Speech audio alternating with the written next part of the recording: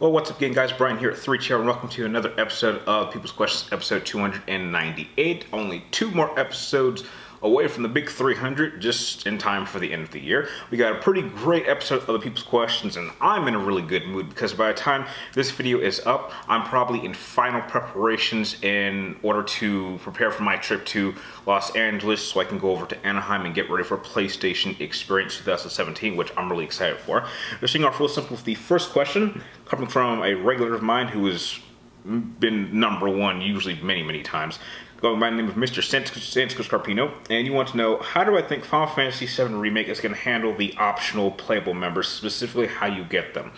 Well, if I remember correctly, there's only 2 characters that are really like that, and that's Yuffie and Vincent. However, in Yuffie's case, I think that once you eventually arrive in Wutai, she automatically joins your party. I may be wrong on that one, so I'm not... There is a way to get Yuffie earlier on, and I think that part is optional, but I think she's an unavoidable character. The only real optional character is Vincent, and I think they would probably have to do something that requires you to eventually run into Vincent while he's in the coffin. So I'm guessing at some sort of mission that requires you to go into a cave. I think that they would just have to change up the story a little bit so that Vincent is an unavoidable character. I think that's how they would handle introducing Vincent and making him a guaranteed character for your party, because I think most people that I know that have played Final Fantasy VII have always gone out of the way to get Vincent as a character or party member because he's just such a cool character. So I think that's how they would handle it. Next question comes from SERNA, and you want to know, who do I think would win between Nemesis and Tyrant? Personally, I think Nemesis would win. However, I think Tyrant's only chance to take down Nemesis is if he got really close and he cut his head off. I mean, I don't think stabbing him would do all that much, but I would put my money on Nemesis for sure. Next question comes from DEMETRIUS PFIFER, and you want to know, what are my thoughts about SCRUZ coming up with their next death battle, which is Sephiroth versus Virgil? I said they were going to do this over a year and a half ago. I called this. I said they were going to do this, and I'll even go another step further. Here's how it's going to play out, and this is why I said it's a bullshit outcome. I would be willing to bet anything they're going to have Sephiroth win. And the reason they're going to do that is because they're going to combine every single version of Sephiroth, making him really overpowered. They're even going to give him the ability to probably transform into Sephiroth's safer mode, not realizing that the only way that's possible is during specific circumstances and only in a specific location. But they're going to just skip all of that and make him so overpowered that there's just no chance that Virgil could win against that. I mean, that's my biggest issue with Death Battle in general. I don't mind if you have a character win, but don't take all these different versions of them and just put them into one body. It makes the match incredibly unbalanced. They did that with Superman versus Goku. Both versions. I mean, if they have Superman win it and they're focusing on one version of Superman, I understand that. But don't combine every different version. They did this with Dante versus Bayonetta. In my next matchup, I'm sticking to one specific version of Dante against one specific version of Sephiroth. I'm not combining them. Then the match would be so unbalanced. So, I tell you this much. They're going to have Sephiroth win. It's going to be a bullshit outcome. And hopefully, when people see that, they'll notice my video, because when you type in Virgil versus Sephiroth, I'm happy to say it actually pops up right at the top. And I'll be sure to, you know, maybe leave a link in their video that people can go to. So it obviously helps me out a lot. But personally, I'm going to check it out. I'm willing to bet they're going to have Sephiroth win, but I will say this. If by some crazy miracle they have Virgil win, I will go out of my way to do a matchup that I have stated for years could not be done because it would take up too much time. It involves 2 groups of characters that are very similar. And for those of you who've been watching my channel long enough, you know exactly what matchup I'm talking about. If SCRUZ is able to make Virgil win, I'll do that tag team matchup I said was impossible. And I know maybe some of you guys might be excited. I don't care how long it takes. I'll do the extra work to make it happen if Virgil wins. But chances are he won't be winning. Sephiroth is going to be winning for bullshit reasons, just like I said over a year ago. Next question comes from CASSIDY J. Williams, and you want to know, what are my thoughts on Arnold Schwarzenegger's comedy movies? I think he's great in them. I would, you know, Jingle All the Way, Kindergarten, I think it's like Kindergarten Cop, I think, twins with.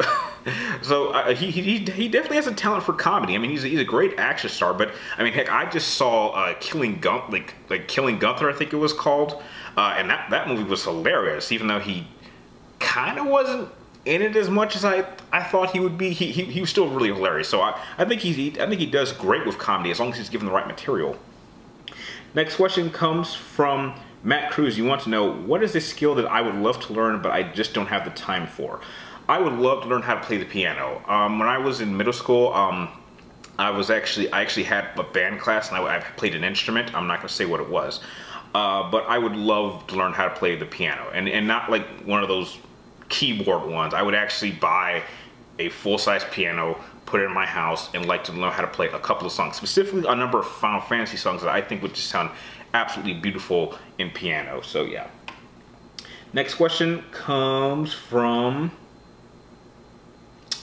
okay, your name's gonna be hard to say, so please forgive me if I butcher it, but TENRYUUNAITO, I hope, just work with me here. And you want to know, what work of fiction has been the best world building that I've seen? Lord of the Rings, no question. I mean, I would say something like maybe Star Wars, but I think that in its current state, it's just a complete mess. I would say maybe a couple of other video game franchises, but I just don't think they've been around long enough. But I would definitely say that the most impressive one that I've seen is definitely Lord of the Rings. I've enjoyed all the films for the most part. I would definitely prefer the Lord of the Rings trilogy over the Hobbit trilogy, which I personally don't think it needed to be 3 films. I think it should only have been 2. But in terms of world building, character development, and storytelling, and overall lore, Lord of the Rings has no equal. Next question comes from The Black Struggle. And you want to know, if I could pick any comic book character to have a Netflix TV show, who would I pick? Easy, Blade. No question. And I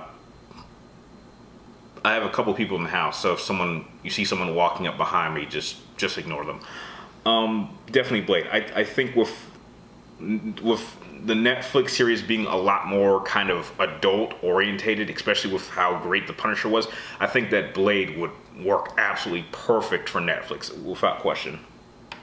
Next question comes from, okay, we got 3 more questions, but 2 of them are kind of the same. So I'll go with ABEL Z, and you want to know, what are my thoughts on the Batman Ninja movie? I think it works perfectly. I think visually it's pretty impressive, and it absolutely works perfectly for Batman. I think Joker looks funny looking, but in terms of the idea of Batman kind of acting as a ninja, it absolutely fits perfectly with his personality and with his tactics, because Batman is all about stealth, and being a ninja is very stealth orientated. I'm not sure if they're gonna have him do much killing, so I'm curious how they're gonna handle that aspect of him being a ninja, but I'm definitely pumped up to see it.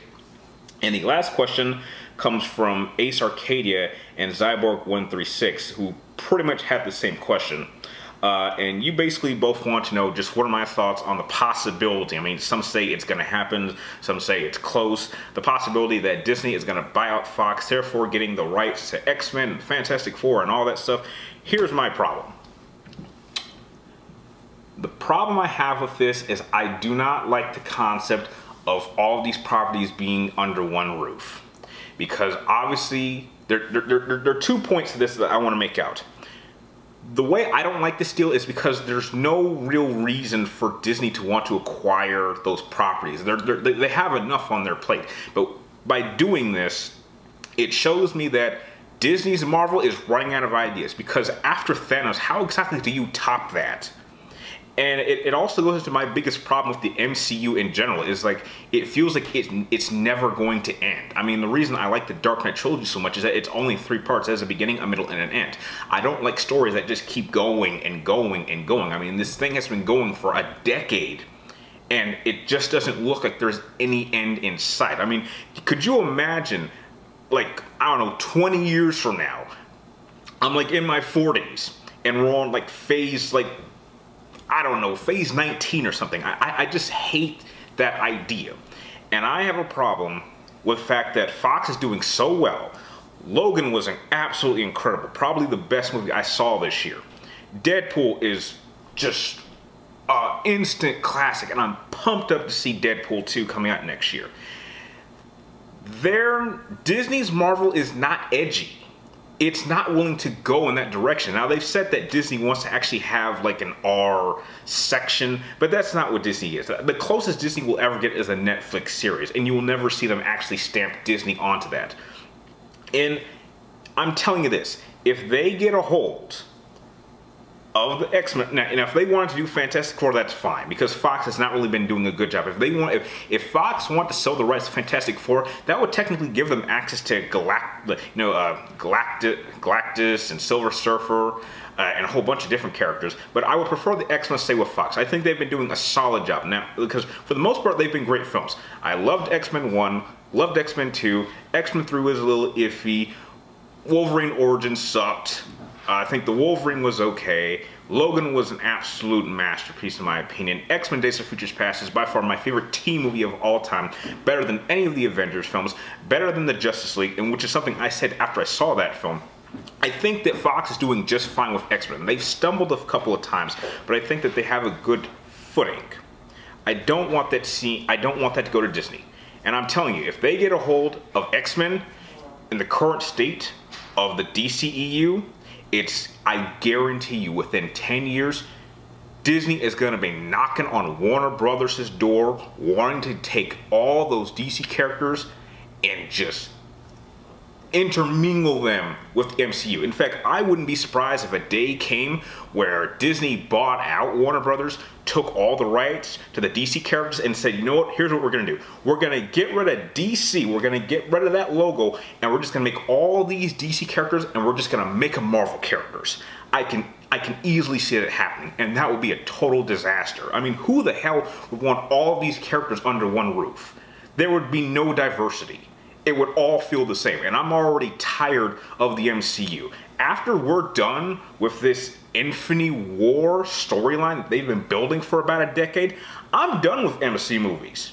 I mean, I've been seeing all over the internet, everyone is so excited about Infinity War. I personally am not. I'm not impressed. Am I gonna go see it next year? Absolutely, but I'm not expecting anything amazing. Because this first Avengers 3 movie, it's just gonna be the build-up. It's gonna be Thanos getting all the Infinity Stones. He's probably going to be missing maybe one or two of them, and then when he has them all in Avengers 4, you're going to have the big massive battle, and they're probably going to beat him in like 5 or 10 minutes, and then this is what over a decade has been leading up to, and I don't think it's going to live up to it. And then after that, what else are you going to do? How do you top that? As I said earlier, you can't.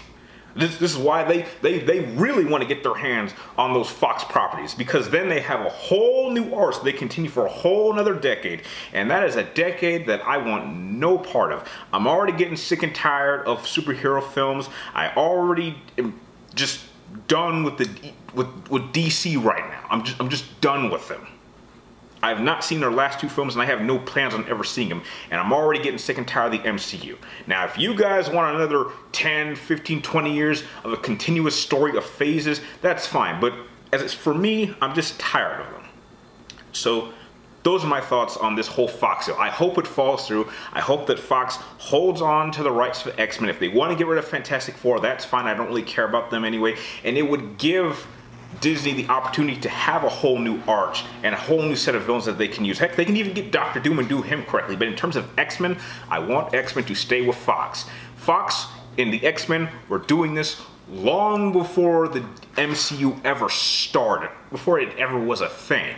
And I don't want to see that come to an end. I don't want to see X-Men versus Avengers. I think it's pointless. We've already done the whole heroes versus heroes thing. I don't want to see it again. I'm done. So, that is the end of this video. If you like this video, feel free to like, comment down below, and please subscribe for my future videos. And remember, if you have any more questions you'd like me to answer in next week's episode, be sure to type them in the comments down below. Be sure to get them into me before next Wednesday before I start filming this. And like always, thank you guys for watching. You're awesome, and I will see you next time.